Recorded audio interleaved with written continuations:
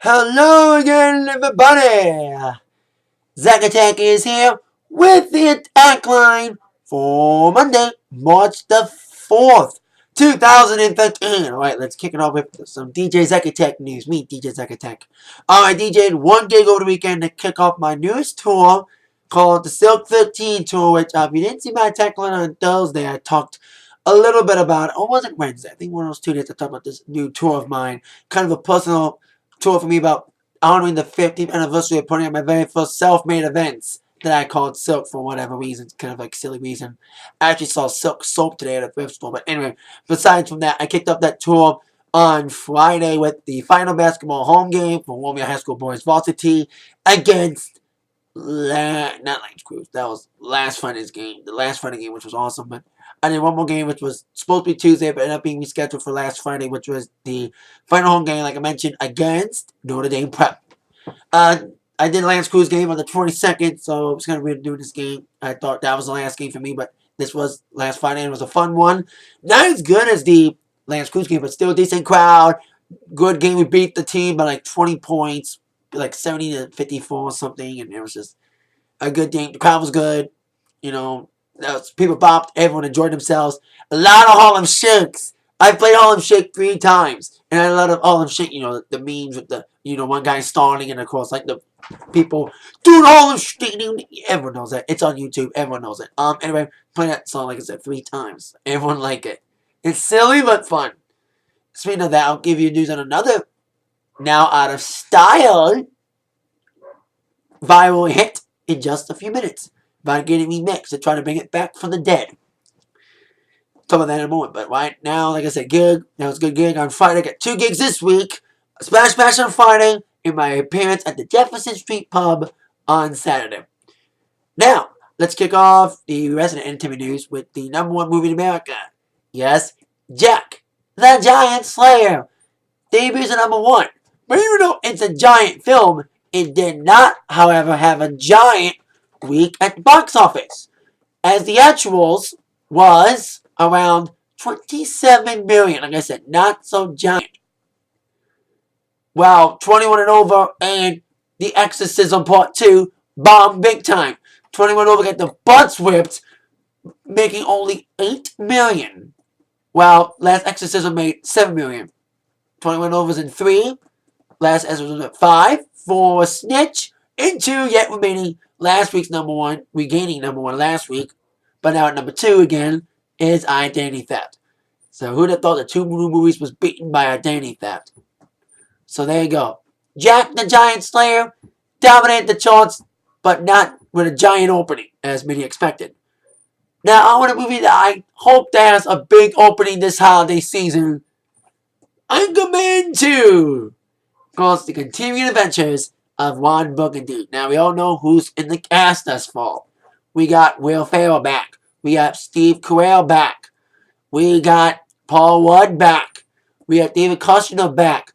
We don't know about, well, we know about Christina Applegate not being involved. Kristen Wiig's now in. But now a new star has been confirmed to be involved in Anchorman 2. And that's Harrison Ford. Yes, right, the man who's, of course, rumored to reprise Han Solo in, of course, the new Episode 7 of Star Wars, has been confirmed to be on the cast of Anchorman: The Legend Continues. Ford would play a veteran news reporter a la Tom Brokaw, according to The Hollywood Reporter. This would be the first outright comedy for Ford since the 1979 Western comedy The Fresco Kid. He previously played a newscaster in romantic comedy Morning Glory, that was with Rachel McAdams, and also appeared in rom-coms like 6 Days, 7 Nights, Working Girls, and Serena. So, I see Anchorman 1. I cannot wait to Anchorman 2. Anchorman 1 is a classic comedy movie. It's awesome. And Harrison Ford, I hope he adds a lot to this movie. But you know it's going to be all about Ron Burgundy, no matter what. So there you go. Harrison Ford, now on the cast of Anchorman 2. Stay classy, everybody. Cannot wait till December. I think it's like, what, December 22nd? December 23rd? I think they already announced the date already. Oh, December 20th. No, that's another movie. I think it's like December something. So there you go. Anchorman 2, now with Harrison Ford.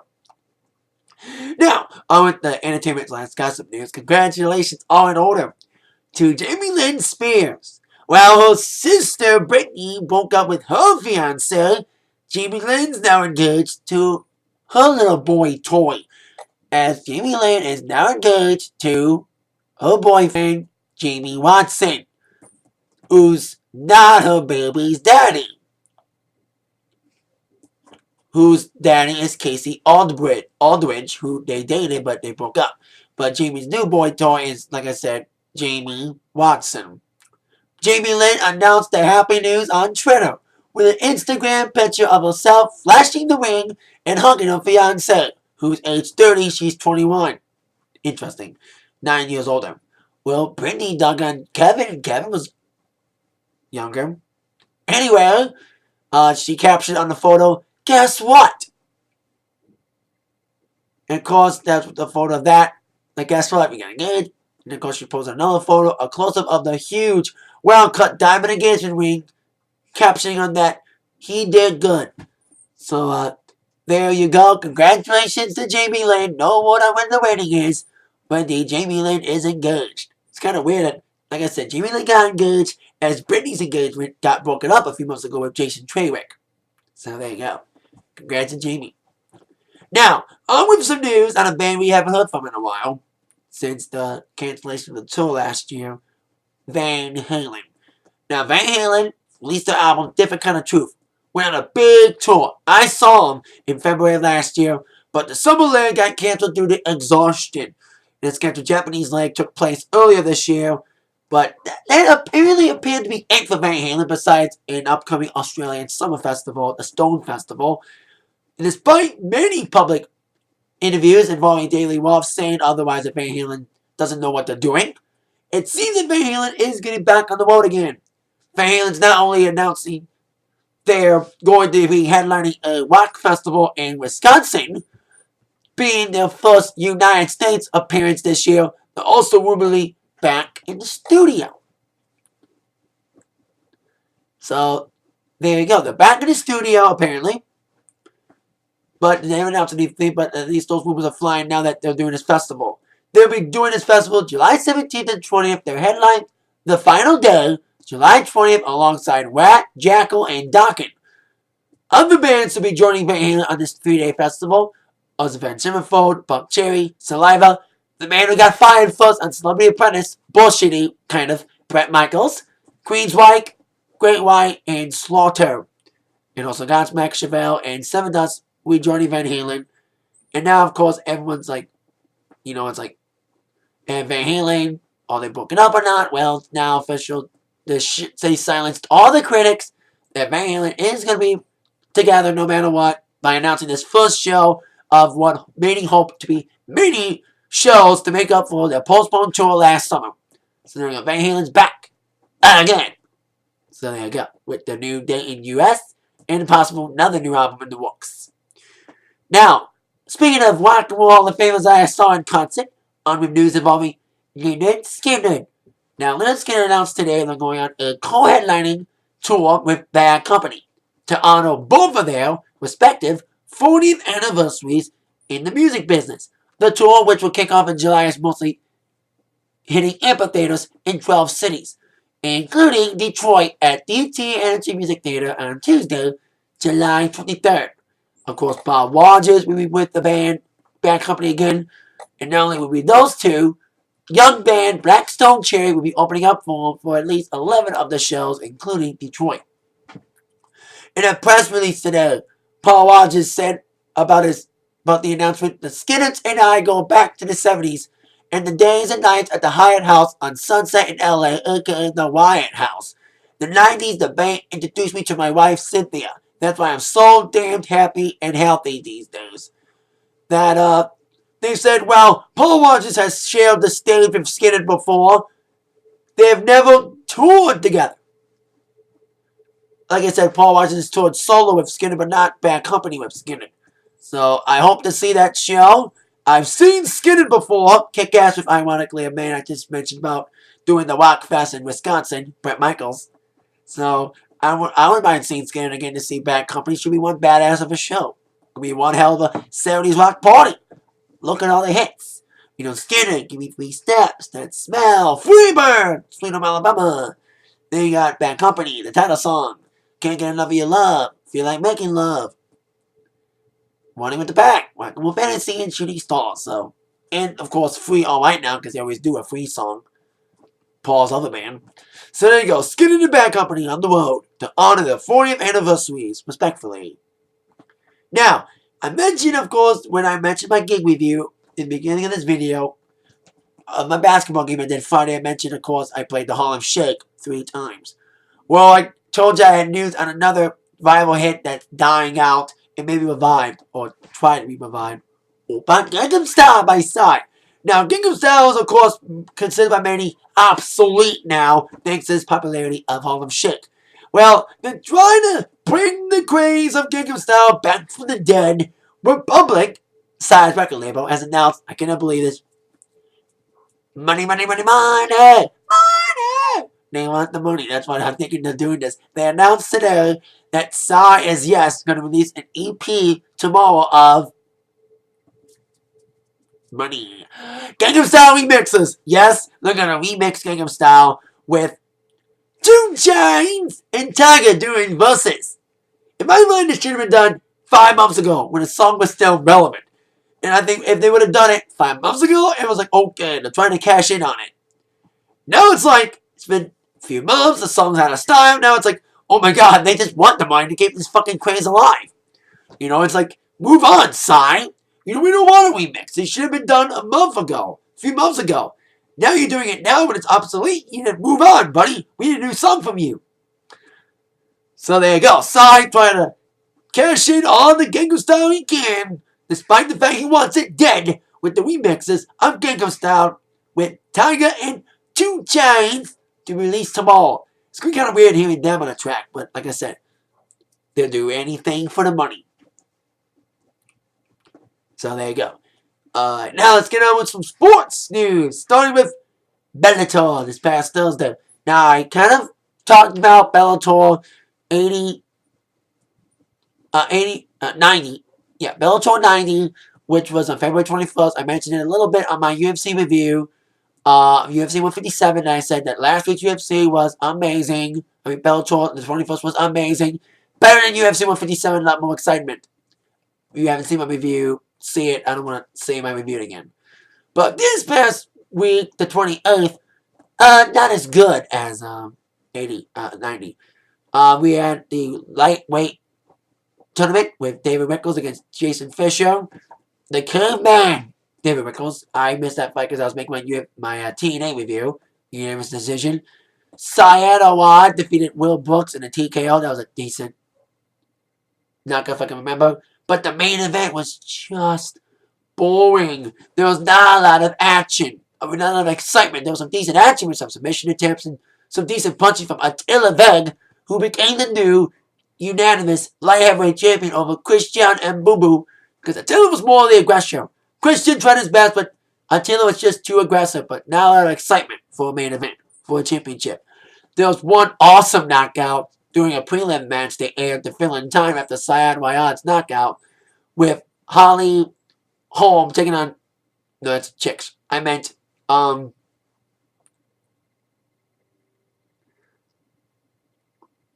A great kick.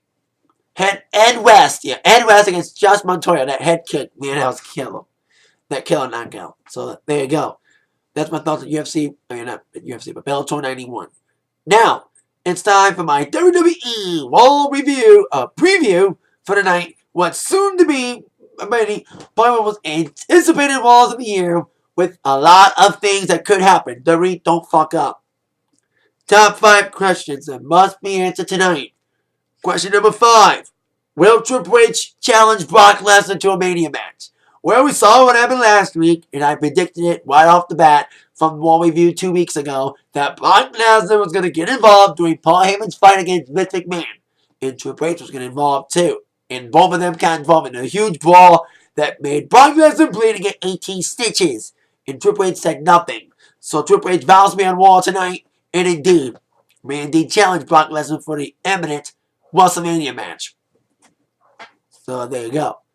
Question number 4. will there be some sort of confrontation between Rock and Cena? Now that Cena's officially retained his WrestleMania spot with an epic match against CM Punk last week, Cena's now officially signed up for Cena Rock 2 at WrestleMania. I'm fearing Super Cena's gonna win, but we'll see what happens. I said that last year, but Rock won. And Rock is gonna be on Raw live tonight. He has been on Raw in a while since he's been taping his new show and a new movie. So we'll see what Rock and Cena does to start their feud. It only has a month to build. You know, you had a year to build this feud last year. Now they're gonna have like 4 weeks to build up this feud this year. It's like you can tell the difference in the hype. Comparing this year to last year, it was like last year was better. We'll see how the match goes and how the promotion goes with only a few weeks to promote it. WWE logic indeed. Question number 3. Will any new matches be made for WrestleMania? Well, a lot of people saying, with the exception of a certain... Trying to make my eyes water back in my head. I can't do that. A return of a certain dead man, which I'll talk about in a few minutes. I'm hearing that all WrestleMania storylines are going to be pushed off to the side because of the theme tonight, which I'll get to in a moment. So who knows if there's going to be any new matches made. I mentioned last week there could be seeds planted for Sheamus against Wade Barrett. Seeds planted for a reunion of Kofi Kingston, R-Truth against reunited Damien Sandow and Cody Rhodes. And also a possible match between... I forgot the other match I kind of predicted, so we'll see what happens. If any many matches get made tonight, with the exception of, like I said, rest in peace. Great. Question number 2. What will go down with the old school theme tonight? Now, it's Old School Raw tonight. Now, I said this last week on my Raw review. I said, I think WWE's doing this to make up for the negative reaction they had to the shitty attempt to honor their Raw 20th anniversary. If you saw my review of that, it was lack of legends. I was bitching about it, and apparently everybody else was too.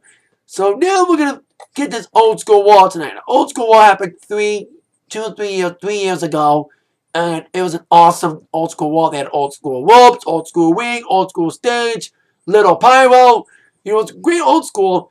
And right now, as of this moment, the legends that have been advertised for tonight's Raw is seen on the promos last week. Mean in Oakland, Ric Flair, who was confirmed by Triple H, Hacksaw Jim Duggan, Dusty Rhodes, the $1 Million Man, and DiBiase. Who else was advertised on the promos? Mae Young, Honky Tonk Man, Southern Star. I'm also hearing New Age Outlaws. How about Stone Cold Steve Austin? Come on! So, let's see if any of those return, especially Austin. And of course, question number 1. Speaking of returns, will Undertaker finally make his return tonight? Now, everyone last week was like, Undertaker's gonna come back tonight. Undertaker's gonna come back last week. No, he didn't, as we all know, which was kind of good because it didn't ruin the Cena Punk match, which I expected was gonna happen. I'm glad Cena Punk ended cleanly. But there's been rumors all around that Taker is indeed in Buffalo, and now WWE's been given a lot of hints on their websites. They're teasing it like crazy on the website, according to several sources. So they're planting a lot of seeds and a lot of hints that indeed The Undertaker will return tonight. A lot of evidence has been given that, like I said, Taker's been seen in Buffalo where Raw is tonight. And, like I said, more evidence saying that he's been hinting it, that he's an image on the WWE app, on WWE Active. So a lot's going on with teasing Taker. But the bottom line is, with a lot of evidence, like I said, WWE Active's putting up Taker's picture on the app, his logo. So indeed, The Undertaker, eminent to return tonight. Will he indeed be starting his feud with Punk tonight, finally? Find out tonight on what should be an action-packed and exciting Old School Monday Night Raw tonight at 8 on USA Network. Check your local listings if you live in other countries or Eastern Standard Time or Western. That is it for the Atakline for today. See you later for my Raw review. With that in mind, you've all been attacked by the news from Zach. See you all later, everybody. Yeah.